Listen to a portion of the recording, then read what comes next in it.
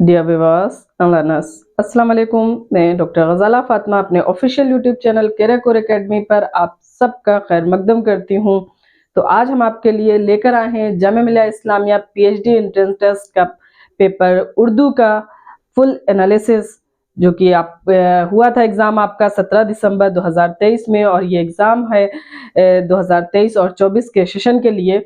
तो आज हम देखेंगे उस पेपर 2 जो आपका उर्दू का हुआ था, जिसमें एक 50-50 नंबर के 2 पेपर आपके हुए थे पेपर 2 में, जिसमें आपका ऑब्जेक्टिव 50 क्वेश्चंस पर मबनी पेपर था और 50 नंबर का था। उसके अलावा आपका उसी के पेपर 2 का पार्ट बी था, जो कि सब्जेक्टिव था यानी डिस्क्रिप्टिव था उसमें। तो चलिए हम फुल पेपर देख लेते हैं और उसे डिस्कस कर लेते हैं। आप सब अपनी आंसर की से उसे मैच कर लीजिएगा।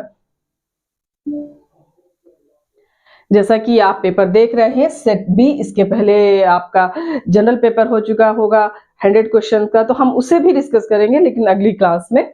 तो आप देख रहे हैं इसके 2 पार्ट हैं। Section A 50 marks, section B 50 marks. तमाम सवालों के जवाब दीजिए, सही जवाब पर निशान लगाइए। ये बुकलेट आपको मिली होगी और उसमें 50 क्वेश्चंस थे। तो चलिए हम एक एक क्वेश्चन को डिस्कस कर लेते हैं। आप सब अपनी आंसर की सही से मैच कर लीजिएगा। उदास नस्लें किसका नॉवेल है?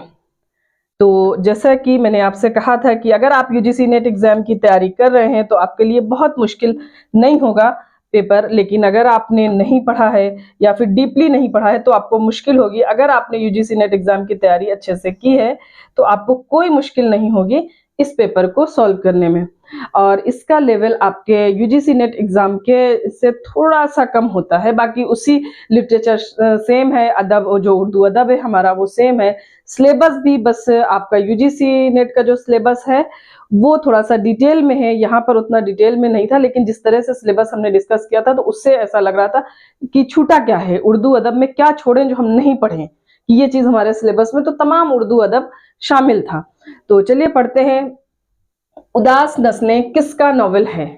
तो हम सब ने पढ़ा ही था यूजीसी नेट एग्जाम में, इसे डिस्कस भी किया था। ये अब्दुल्ला हुसैन का नॉवेल है उदास नस्लें।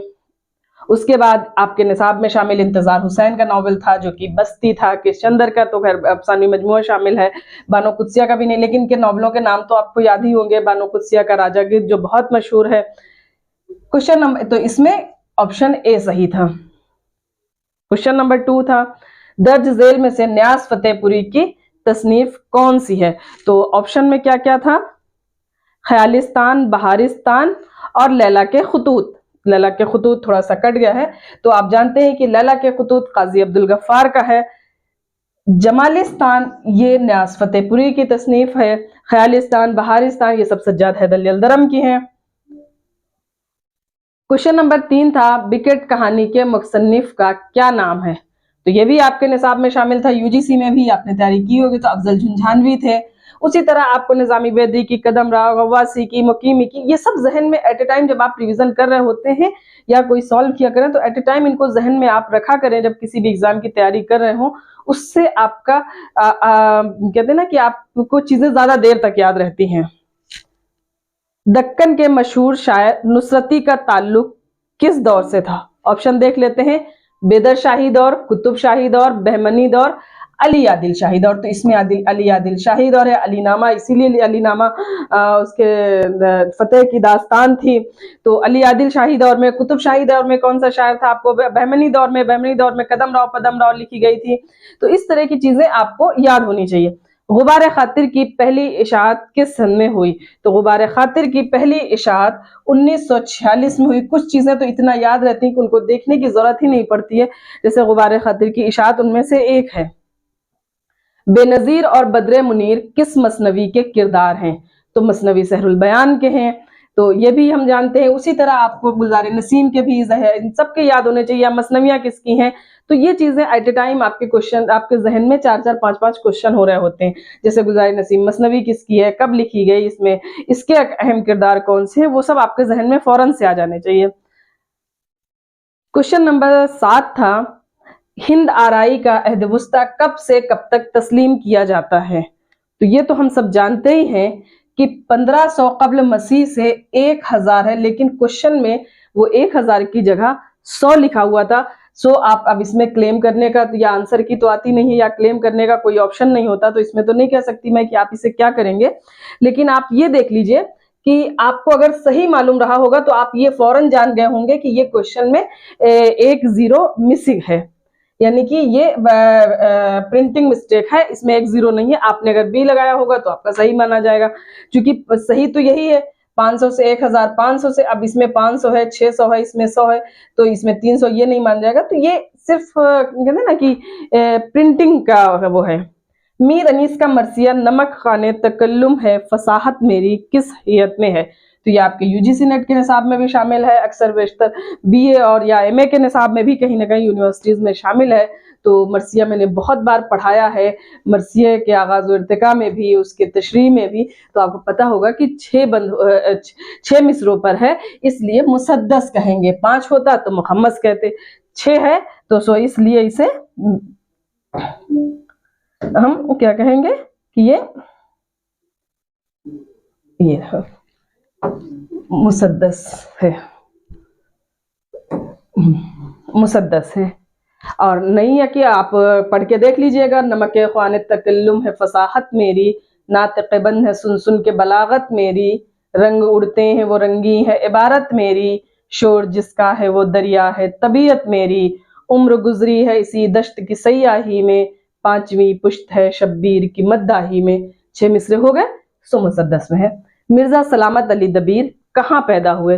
तो वो दिल्ली में पैदा हुए, अनीस फैजाबाद में पैदा हुए। तो ये सब आपको याद होना चाहिए। भागमती का किरदार किस मसनवी का है? तो भागमती का किरदार कुतुब मुश्तरी का किरदार है, ये ऑप्शन नंबर सी। उसके बाद हुज्जतुल इस्लाम किस नॉवेल का किरदार है? तो ये इब्नुल वक्त का है। आपको फिरदौस बरीउम, रावजान, उदास, इनके सबके नाम याद होने चाहिए कि आपके जहन में कहीं ना कहीं सारे किरदार ना सही लेकिन अहम किरदार तो होने ही चाहिए। जैसे उदास नस्ने का है तो अजरा और नईम आपको फौरन से जहन में आने चाहिए। उस्ताद मंगू किस अफसाने का किरदार है? तो आपने अगर अफसाना पढ़ा होगा मंटो का, तो मंगू कोचवान जो है वो अफसाने में किरदार है नया कानून में, जिसे उस्ताद मंगू, ये रहा नया कानून। क्वेश्चन नंबर 13 है, वजही का ताल्लुक किस दौर से था? तो ये सब जानते हैं कि कुतुबशाही दौर से था, और वजही ने 4 बादशाहों, 4 कुतुबशाही जो दौर के जो बादशाह गुजरे, अब्दुल्ला कुतुब शाह, कुली कुतुब शाह, इन 4 बादशाहों का दौर देखा था। अब आपको बहमनी सल्तनत का और आदिल शाही दौर का, इनके भी जहन में आने चाहिए। मीर तकी मीर किस शहर में पैदा हुए? तो मीर तकी मीर आगरा में पैदा हुए, लखनऊ में इंतकाल हुआ था, ये भी आपको याद रखना है। और वो दबिस्तान दिल्ली के शोरा में आते हैं। कलाम में 2 या 2 से ज्यादा ऐसे अल्फाज जो तलफ्फुज या इमला के लिहाज से तो एक जैसे हों मगर मानी के एतबार से मुख्तलिफ हों, उसे क्या कहते हैं? तो उसे हम सब जानते हैं कि उसे तजनीस कहते हैं। और ऑप्शन में है हुस्न तालील, लफो नश्र, तो इसे क्या कहते हैं? इसे तजनीस कहते हैं। और अगर हम इसके लिए देखें, अगर आपको चमन में किसी ने इलाही निगाह डाली आज, जो खिलखिलाती है गुल की हर डाली आज, तो देखिए डाली 2 बार आया। एक डाली के माने नजर डालना, यानी कि वो एक वर्ब है, नजर डालना मजदर है। और अगर दूसरे में देखें जो खिलखिलाती है गुल की हर डाली आज, तो एक डाली के माने ये पौधे की गुल की फूल की हर डाली आज, वो डाल से है। तो इसमें क्या है? तजनीस। तो या देखिए आपने, चमन में किसने इलाही निगाह डाली आज, जो खिलखिलाती है गुल की हर एक डाली आज। आप देखिए उसका तलफ्फुज, इमला सब एक है लेकिन मानी अलग अलग है। तो ऐसा जब होता है तो तजनीस होता है वो। क्वेश्चन, एक मिनट। झैल में से कौन सी तसनीफ बहमनी दौर से ताल्लुक रखती है? मेहर अफरोज, दिलबर, फरेबे इश्क, फूलबंद, कदम राव पदम राव। तो कदम राव पदम राव बहमनी अहद में लिखी गई, सुल्तान अलाउद्दीन बहमनी के। उर्दू का पहला सफरनामा किसे करार दिया जाता है? तो उर्दू का पहला सफरनामा अजायबात फरंग है, जो कब शाये हुआ था? जो 1847 में शाये हुआ था। किसका है? यूसुफ खान कंबल पोश का है। तो उसी तरह आपके ज़हन में सफरनामा रोम मिस्र शाम शिबली का है, मुसाफरान लंदन सर सैयद का है, और सर ईरान मोहम्मद हुसैन आज़ाद का है। तो ये आपको याद होने चाहिए। उसके बाद फैज़ अहमद फैज़ के शेर मजमूओं की इशाअत की सही ज़मानी तरतीब की निशानदेही कीजिए। तो आपको अगर याद होगा तो नक्श फरियादी का जो सने इशाअत था वो 1941 है। तो ये 1941 है, सब 20वीं सदी में ही शाये हुए। तो दस्ते सबा का 1952 है, जिंदा नामा का 1956 है, 1956 है, और नक्श फरियादी का अरे वो दस्ते तहसन का 1971 है। और उसके बाद उनके जो मजमूए शाये हुए थे उनमें सरवादी सीना, शाम शहर यारा, मेरे दिल मेरे मुसाफिर, ये सब बाद में हुए। शिबली के नजदीक शायरी किन दो चीजों का नाम है। तो शिबली के ताल्लुक से हम ये सब पढ़ चुके हैं बार बार, मुहाकात और तखय्युल। शिबली ने शायरी के लिए इन दो चीजों को जरूर। ज़ैल में से किस मुसन्निफ का ताल्लुक फोर्ट विलियम कॉलेज के मुसन्निफीन से नहीं था। तो हमने भले ही किनका था ये नहीं, लेकिन किन किन का था ये तो बहुत डिटेल में पढ़ा है।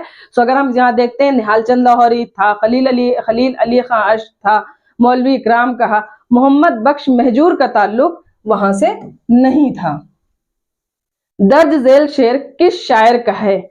उस नक्श पा के सजदे ने किया क्या क्या जलील, मैं कूचे रकीब में भी सर के बल गया। तो ये शेर गालिब मोमिन वली में से मोमिन का है। ज़बान गोया किस मुसन्निफ का मजमून है? तो ज़बान गोया हाली का मजमून है। कुछ चीजें तो ऐसे ही पढ़ने से याद हो जाती हैं। और ये ज़बान गोया ये मजमून कहाँ शामिल है? ये कुल्लियाते नस्र, जो हाली की कुल्लियाते नस्र हाली के नाम से, उसमें ये मजमून गोया शामिल है हाली का। ज़हर इश्क किस मसनवी निगार की मसनवी है? तो नवाब मिर्जा शौक की मसनवी है ज़हर इश्क। दर्ज झेल कौल किस नक़ाद का है? उर्दू में तनकीद का वजूद महज फर्जी है, यह उक़लिदस का ख्याली नुक्ता है, या माशूक की मोहम कमर। तो ये बहुत मशहूर है और ये कलीमुद्दीन अहमद का है। नज़ीर अकबर आबादी की नज्म आदमी नामा किस हैयत में है? तो नज्म एक बार पढ़ के आप देख लीजिए। आदमी नामा 5 मिसरे हैं, तो 5 मिसरे का जो एक बंद होता है उसे हम मुखम्मस कहते हैं। तो नज्म आदमी नामा मुखम्मस की हैयत में है। सवाल 26 क्या है? हाली ने शायरी के लिए क्या क्या शर्तें जरूरी करार दी हैं? तखय्युल, मुहाकात, कायनात का मुताला, मुहाकात, रायत लफ्जी, तखय्युल। तो हमने मुकदमा शेर व शायरी में यही पढ़ा है। हाली ने तखय्युल, कायनात का मुताला और तफाहुस अल्फाज, इन 3 को शेर के लिए शायरी के लिए बुनियादी करार दिया है हाली ने। तो इसमें ऑप्शन सी सही है। मोहम्मद हुसैन आज़ाद की शायरी का मजमुआ किस नाम से शाये हुआ? तो नज़्म आज़ाद के नाम से। सो इसमें ऑप्शन ए सही है। आज़ाद नामा अकबर इलाहाबादी का अकबर इलाहाबादी का असल नाम क्या है? तो सैयद अकबर हुसैन है। अफजाल किस नॉवेल का किरदार है? तो आपने अगर थोड़ा सा भी पढ़ा होगा इसमें, तो अफजाल, इसमें ऑप्शन में क्या क्या है? उमराव जान अदा, खुदा की बस्ती, आग का दरिया, और ये बस्ती। तो अफजाल किस नॉवेल का किरदार है? अफजाल बस्ती का किरदार है। लेकिन अफजाल के अलावा इसमें जो और किरदार हैं, जो अहम किरदार हैं, वो है जाकिर और साबरा का भी किरदार है। अफजाल के अलावा जाकिर और साबरा का भी किरदार है, जो कि बहुत अहम है, मरकजी किरदार की हैसियत रखते हैं। दर्ज झेल शेर में कौन सी सनत है? कहाँ कुछ लालो गुल में नुमाया हो गई, खाक में क्या सूरतें होंगी जो पिन्हा हो गई। इसमें हुस्न तालील है और बहुत इस शेर को हम लोगों ने पढ़ा है, इसका मतलब भी, सो रिपीटेशन नहीं। अब दर्ज झेल में से कौन शेरी मजमुआ जोश मलिहाबादी का नहीं है? तो अगर हम सारे देखते हैं तो हम पहले ही जैसे ही नजर पड़ती है हम जान जाते हैं शोला तूर जिगर का है। सो ये नहीं है, बाकी के 3 तो उनके हैं ही। हरफ हकायात, शोला और शबनम, सुम्बुल और सलासिल, ये सब जोश के हैं ही। क्वेश्चन नंबर 32 है, हल्का अरबाब ज़ौक़ का क़याम कब अमल में आया? तो हल्का अरबाब ज़ौक़ का जो है इसमें ऑप्शन बी सही है, 1939 में। मौलवी नज़ीर अहमद के नॉवलों की इशाअत की सही ज़मानी तरतीब क्या है? तो जब ये चूंकि ये उनके डिप्टी नज़ीर अहमद हमारे यूजीसी नेट के निसाब में भी शामिल है, तो हमने इसको बहुत डिटेल से पढ़ा है। तो ये तो हम जानते हैं कि मरातुल उरूस पहला है, लेकिन जो थोड़ा सा अगर कंफ्यूजन होता है तो आप उसको एक बार फिर से देख सकते हैं। मरातुल उरूस, बनातुन नाश, तौबतुन नुसूह, फसाने मुब्तला, ये ज़मानी तरतीब सही है। उसके बाद क्वेश्चन नंबर 34 है, हसन कूज़ागर किस शायर की नज़्म है? तो ये भी आपके निसाब में यूजीसी में भी शामिल थी और इसमें भी। तो नून मीम राशिद है, इसको हमने डिटेल में इसकी तशरीह भी पढ़ी थी।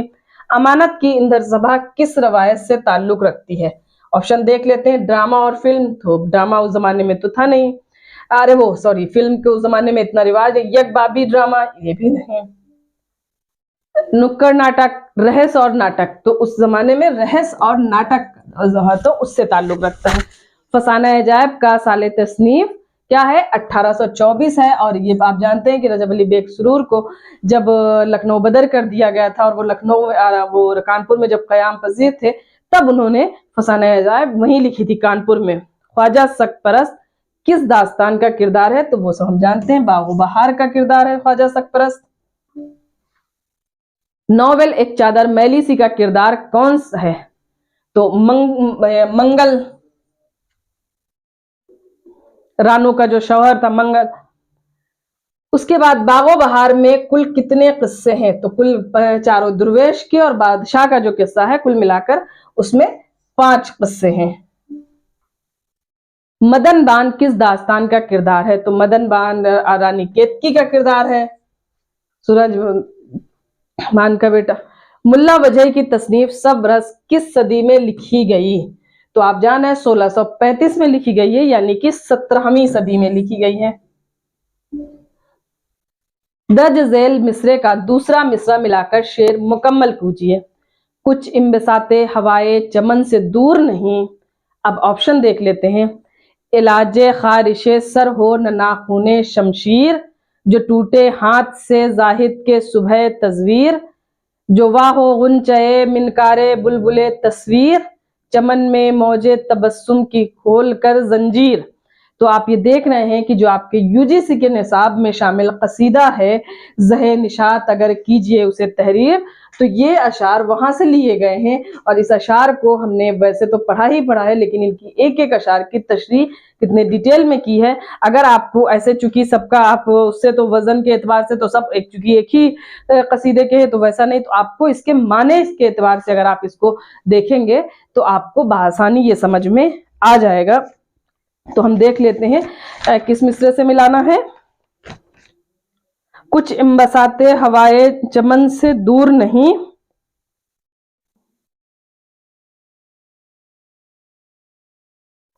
जुवा हो गुंचए मिनकारे बुलबुले तस्वीर। सही क्या होगा? जुवा हो गुंचए मिनकारे, यानी कि अब चूंकि आप जान रहे हैं कि ये बहारिया कसीदा था, और जब बहादुर शाह जफर बीमारी से सेहतयाब हुए थे तो ज़ौक़ ने कसीदा लिखा था, ज़हे निशात अगर कीजिए उसे तहरीर, आया हो खामा से नगमा जाए शरीर की बादशाह सलामत का क्या आलम है। तो वही कुछ इम्बसाते हवाए चमन से, ये बात कुछ दूर नहीं है चमन की जो वाह हो गुंचए मिनकारे बुलबुले तस्वीर की बात की, जो तस्वीर में बनी बुलबुल है वो, जो वाक हो गुंचए मिनकारे बुलबुले तस्वीर की, बुलबुल की तस्वीर से की जो चोंच है वो खुल जाए और उससे गुंचा निकल आए, ये बात नहीं है। अब अगर आप ये तो इसका है। अब इलाजे खारिशे सर हो नाखूने शमशीर, इसका देखिए, इसका पहला मिसरा क्या था? खुजाए सर जो कभी मुफसिदाने सरकश का, इलाजे खारिशे सर हो ना नाखूने शमशीर। उसी तरह जो टूटे हाथ से जाहिद के सुबह तस्वीर, इसका पहला मिसरा था जमी पे गिरते ही ले आए दाना बरगो समर की, बादशाह सलामत के सेहतयाबी की खुशी का ये आलम है कि अगर जमीन पर कोई दाना गिर जाए तो गिरते ही क्या बरगो समर ले आए। اس میں پتیاں نکل آئیں اور پھل نکل آئیں. جو ٹوٹے ہاتھ سے زاہد کے صبح تسبیح کی، صبح زاہد کے ہاتھ سے صبح کی جو تسبیح ہے جو کر رہا ہے اگر وہ ٹوٹ جائے تو اس سے فوراً پتے نکل آئیں گے اور پھل بھی نکل آئیں گے. اسی طرح چوتھا ہے چمن میں موجے تبسم کی کھول کر زنجیر کرے ہے وا لبے غنچہ درے ہزار سخن. کرے ہے وا لبے غنچہ درے ہزار سخن، چمن میں موجے تبسم کی کھول کر زنجیر. یہ اس کا صحیح ہے. درج ذیل میں سے قدامہ ابن جعفر کی کون سی تصنیف ہے؟ تو یہ سب آپ جان رہے ہیں کہ نقد الشعراء ہے. مندرجہ ذیل میں سے مسعود حسین خان کی کون سی تصنیف ہے؟ تو مقدمہ تاریخ زبان اردو. پنجاب اسی طرح پنجاب میں اردو محمود شیرانی کی کتاب ہے. داستان زبان اردو شوکت سبزواری کی کتاب ہے. اور ہندوستانی لسانیات محی الدین قادری زور کی کتاب ہے یہ. اور آپ کے اس میں صحیح مقدمہ تاریخ زبان اردو ہے. پھول بند کس شاعر کی تصنیف ہے؟ تو ابن نشاطی کی ہے، مثنوی ہے، اسی طرح وجہی کی مثنوی قطب مشتری ہے. یہ سب آپ کو اس طرح کی چیزیں یاد رہنی چاہیے. اردو پنجاب میں پیدا ہوئی یہ نظریہ محمود شیرانی کا ہے. اور کس میں ہے؟ ان کی جو کتاب ہے پنجاب میں اردو اس میں لکھا ہوا ہے. اسی طرح شوکت سبزواری کا ہے کہ کہاں پیدا ہوئی؟ تو بالائی دوآبے میں بولی جاتی ہے. مسعود حسین خان دہلی اور نوائے دہلی کا نظریہ ہے. سید سلیمان ندوی کا نظریہ اردو سندھ میں پیدا ہوئی. اسی طرح اب اس میں کچھ بچے کنفیوز ہوئے تھے اسٹوڈنٹس. کیسے؟ گریرسن نے، دیکھیے کیا لکھا ہے، گریرسن نے مغربی ہندی کی بولیوں کو کتنے گروہوں میں بانٹا ہے؟ آپشن میں تھا 4 3 2 5. تو کسی نے 5 لگایا ہے، کسی نے کچھ اور. اگر 2 لگایا ہے تو کنفیوژن کہاں ہوا؟ دیکھیے گریرسن نے مغربی ہندی کی بولیوں کو اگر پوچھتا تو گریرسن نے مغربی ہندی کی 5 بولیوں کو 2 گروہوں میں بانٹا ہے. چونکہ آپ کو گروہ پوچھ رہا ہے تو 2 صحیح ہے. اب بچے کیا کنفیوز کر رہے تھے؟ گریرسن نے مغربی ہندی کی، ان کے ذہن میں 5 تھا. تو اس میں پوچھا کیا گیا؟ گریرسن نے مغربی ہندی کی بولیوں کو، یعنی کہ بولی ایک نہیں کئی ایک بولیاں ہیں تو کتنی ہیں؟ 5 ہیں. ان کو کتنے گروہوں میں؟ 2 گروہوں میں. او پہ ختم ہونے والی. بات کو پوشیدہ رکھ کر کہنا یا محض اشارے کرنے کو کیا کہتے ہیں؟ تو کہتے ہیں نا اشارے کنائے میں بات کرنا، تو اسے کنایا کہتے ہیں. کوشچن نمبر 49 ہے شورشینی اپبھرنش کی اصل کیا ہے؟ تو شورشینی اپبھرنش کی اصل شورشینی پراکرت ہے. اردو کا تعلق زبانوں کے کس خاندان سے؟ تو جو اسٹوڈنٹ بہت جلد بازی کر رہے تھے، نہیں جلدی سے کہ جلدی ہو جائے پورا کوشچن ٹھیک سے، تو ان کا اکثر یہ کوشچن غلط ہوا ہے. انہوں نے جلدی سے اے آپشن اس میں سرکل کر دیا. اب بعد میں جب پورا ٹھیک سے پڑھ رہے ہیں تو سمجھ آیا کہ یہ تو ہند آریائی نہیں، ہند ایرانی لکھا ہے. ہند ایرانی، ہند یورپی، ہند آریائی. آپشن ڈی صحیح ہے. تو وہ پڑھنے کی وجہ سے، جلد بازی کی وجہ سے بھی کچھ اسٹوڈنٹس کا غلط ہوا ہے. اب اگر آپ دیکھیں کہ آپ کا جو اس کا بی پارٹ تھا وہ کیسا تھا، اسی پر زیادہ کنفیوژن ہوتی ہے. تو دیکھیے لکھا ہوا ہے 3 سوالوں کے جواب دیجئے، ہر یونٹ سے 1 سوال لازمی ہے. سوالوں کے نمبر سامنے دیے گئے ہیں. یونٹ 1 ہے، یہ بھی 50 نمبر کا ہے. یونٹ 1 میں آپ دیکھ رہے ہیں 3 کوشچن ہیں اور اس میں سے، اور آپ کے یہاں پہ یونٹ کتنی شو کر رہا ہے؟ 3 یونٹ، یعنی کہ تینوں یونٹ سے آپ کو ایک سوال کرنا تھا. اردو زبان کے آغاز سے متعلق محمود شیرانی کے نظریے کا جائزہ لیجئے. آپ چاہے تو یہ کوشچن کریں. میر تقی میر کی غزل گوئی کے امتیازات پر روشنی ڈالیے. حلقہ ارباب ذوق کے ادبی تصورات پر اظہار خیال کیجئے. ان تینوں میں سے کوئی ایک کوشچن آپ کو اٹیمپٹ کرنا تھا اور یہ 20 نمبر کا کوشچن تھا. یونٹ 2 پہ آتے ہیں. اس میں بھی 3 کوشچن ہیں. ایک کوشچن آپ کو کرنا ہے اور کوشچن 20 نمبر کا ہے. الطاف حسین حالی کی تنقید نگاری پر اظہار خیال کیجئے. ناول کے فن پر روشنی ڈالیے. اردو میں تحقیق کی روایت کا جائزہ لیجئے. ان میں سے کوئی ایک کوشچن آپ کو کرنا تھا. کوشچن کا جو نمبر ہے وہ 20 نمبر کا کوشچن ہے. یونٹ 3 تھی آپ کی. درج ذیل میں سے کسی ایک پر نوٹ لکھیے. تذکروں کی تنقیدی اہمیت پر نوٹ لکھنا تھا، تحقیق اور تنقید کا رشتے پہ نوٹ لکھنا تھا، یا پھر نفسیاتی تنقید پر. तीनों में से किसी एक पर नोट लिखना था, और ये क्वेश्चन था आपका 10 नंबर का, यानी कि ये इनको ज्यादा डिटेल में लिखना था और इसे नोट की शक्ल में लिखना था। तो आप देख रहे हैं 20, 20, 40, एक 50 नंबर का आपका पूरा पेपर था, और 100 नंबर का, यानी कि पेपर जो 2 उर्दू है जो 2 पार्ट में है वो भी 100 नंबर का था, और पेपर 1 जो जनरल पेपर था सबके लिए सेम था, वो भी 100 क्वेश्चन पर मबनी था जो कि ऑब्जेक्टिव थे। तो हम नेक्स्ट क्लास में जनरल पेपर को सॉल्व करेंगे। तो चलिए आज मिलते हैं इंशाल्लाह किसी नेक्स्ट क्लास में। आज के लिए बस इतना ही। हमसे जुड़े रहने के लिए हमारे चैनल को सब्सक्राइब करें ताकि, और बेल आइकन को दबाना ना भूलें ताकि आने वाले वीडियोस के नोटिस आपको पहले ही मिल जाए।